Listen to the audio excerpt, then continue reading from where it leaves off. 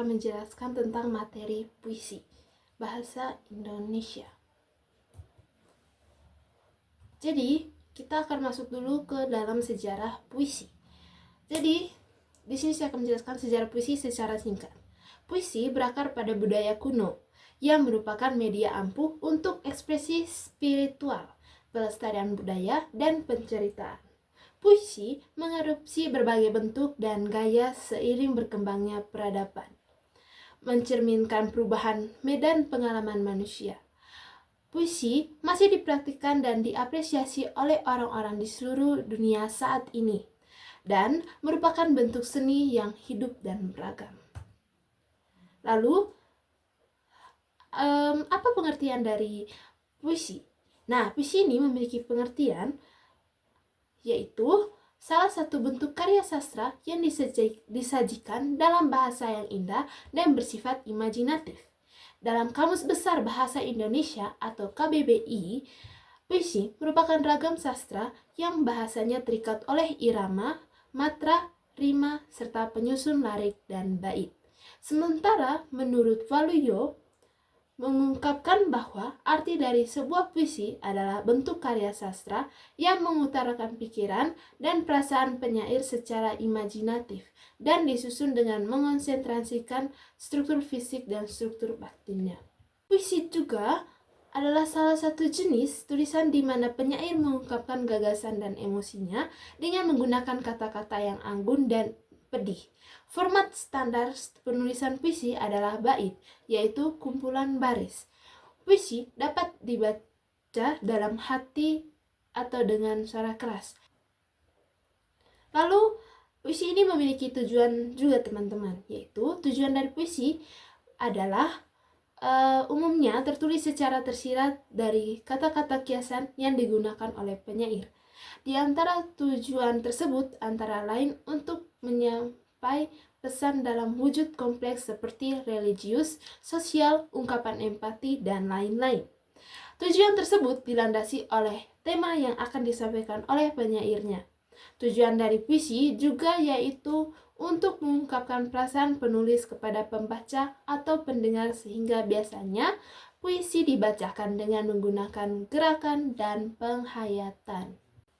Jadi teman-teman, sekarang kita masuk ke dalam struktur puisi. Struktur puisi ini mencakup diksi, majas, tipografi, rima, tema, rasa, nada, dan amanat. Jadi ada 8. Dan juga struktur puisi ini dibagi menjadi 2, yaitu struktur fisik dan struktur batin. Jadi kita masuk struktur yang pertama, yaitu struktur fisik. Di dalam struktur fisik ada diksi. Diksi berarti pemilihan kata untuk mengungkapkan gagasan sehingga menghasilkan puisi yang indah. Nah, contoh dari diksi ini yaitu lintang atau bintang, biang lala atau pelangi, chandra atau bulan. Yang kedua yaitu majas. Majas atau gaya bahasa berarti melukiskan atau menyampaikan makna konotasi atau bukan sebenarnya. Nah, contoh dari majas ini ada yang pertama yaitu personifikasi. Personifikasi adalah yaitu menggambarkan benda atau objek tak hidup seolah-olah memiliki sifat seperti makhluk hidup. Majas personifikasi ini biasa kita temukan pada fabel. Lalu yang kedua ada majas metafora. Majas ini merupakan gaya bahasa yang membandingkan suatu benda dengan benda lain karena mempunyai sifat. Lalu yang ketiga dari struktur fisik ini yaitu tipografi. Tipografi merupakan puisi yang memiliki bentuk unik dan memiliki makna tersendiri yang ingin penyair sampaikan. Puisi tipografi ini biasanya disusun menyerupai seperti wajah, zigzag, dan lain-lain. Lalu yang keempat ada imagery. Imagery adalah deskripsi visual dengan menggunakan panca indera saat menulis puisi. Contoh dari imagery ini adalah pendengaran. Kalau dalam katanya itu, dan dalam dadaku, memerdu lagu, itu menggunakan indera pendengaran. Lalu, yang kelima adalah rima. Rima dalam puisi adalah pengulangan bunyi yang terdapat pada akhir kata atau baris dalam puisi. Misalnya berima AA. Jadi tiap baitnya itu berakhiran dengan huruf A. Penggunaan rima bertujuan untuk memberikan keindahan, keharmonisan, dan ritme pada puisi. Rima seringkali memperkuat perasaan atau pesan yang ingin disampaikan oleh penyair.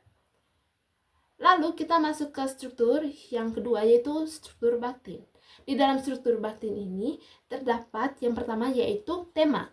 Nah, tema ini merupakan salah satu unsur penting yang membangun puisi.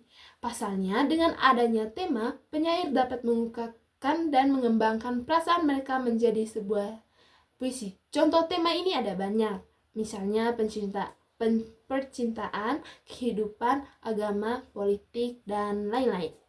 Lalu yang kedua yaitu rasa. Rasa adalah sesuatu yang sedang dirasakan, misalnya saat merasakan sedih, maka puisi yang ditulis diberikan sentuhan-sentuhan kesedihan. Lalu yang ketiga yaitu nada. Nada adalah bagaimana cara untuk menyuarakan puisi seperti tinggi rendahnya bunyi. Nada terbagi menjadi 5 macam, yaitu yang pertama melankolis yaitu rendah, pelan, dan dalam. Yang kedua ada romantik, yaitu rendah, garing tinggi, dan adanya perasaan senang. Yang ketiga ada patriotik, yaitu tinggi dan lantang. Yang keempat ada sinis, yaitu rendah, pelan, dan sinis.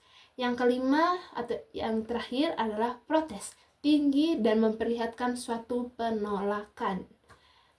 Lalu yang keempat ada amanat.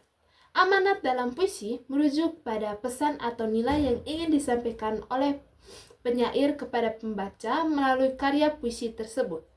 Pesan ini bisa berupa pandangan hidup, ajaran moral, kritik sosial, atau refleksi tentang kehidupan yang diungkapkan melalui pilihan kata, simbol, dan bentuk puisi yang digunakan. Lalu kita masuk ke dalam ciri atau kaidah kebahasaan puisi. Nah, ciri atau kaidah kebahasaan puisi ini mencakup pemadapan bahasa, pemilihan kata khas, kata konkret, pengimajian, tata wajah, dan yang keenam irama. Lalu, adapun jenis-jenis puisi. Nah, jenis puisi ini yang pertama adalah puisi epik. Dalam puisi ini menceritakan kisah-kisah heroik yang panjang, seringkali melibatkan dewa, pahlawan, dan peristiwa legendaris. Lalu ada puisi narasi, menceritakan sebuah cerita menggunakan elemen plot, karakter, dan latar. Yang ketiga ada puisi haiku, puisi tradisional Jepang yang terdiri dari 3 baris dengan struktur suku kata 5-7-5. Puisi lirik berisikan mengungkapkan emosi dan perasaan pribadi penyair, seringkali menggunakan bahasa yang indah dan imajinatif. Yang keempat ada puisi soneta, terdiri dari 14 baris dengan skema rima dan meteran tertentu. Yang terakhir ada sajak bebas, tidak terikat oleh aturan rima atau meteran, memungkinkan penyair bereksperimen dengan bentuk dan gaya. Terdapat juga langkah-langkah untuk menulis puisi. Yang pertama yaitu menentukan tema dan judul. Teman-teman di bagian ini teman-teman bisa menentukan tema, misalnya menentukan tema tentang percintaan, lalu judulnya itu bisa kamu gitu. Lalu yang kedua adalah menentukan tema kunci. Yang ketiga gaya bahasa dan diksi. Yang keempat gunakan rima. Yang kelima tentukan bait. Dan yang keenam kembangkan puisi. Oke, sekian saja dari saya teman-teman. Terima kasih sudah menonton dan saya harap teman-teman bisa mengerti. Terima kasih.